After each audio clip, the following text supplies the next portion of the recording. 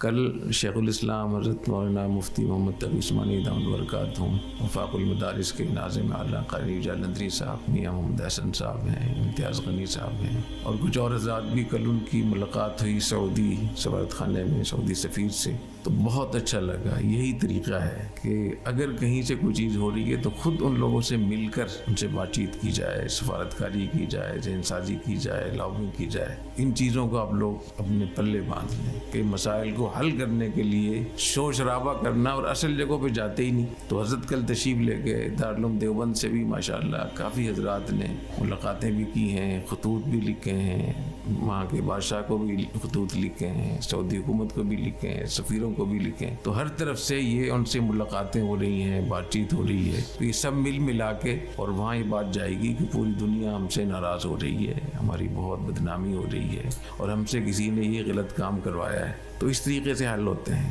ہمارے ہاں پاکستان میں بھی بہت سارے مسائل ایسے ہیں جو حل ہو سکتے ہیں بہت آسانی سے، لیکن اب جب میڈیا میں جاتے ہیں، احتجاج کرتے ہیں تو وہ کام خراب ہو جاتا ہے. احتجاج کریں لیکن اگر وہاں سے حل نہ ہو رہا ہو.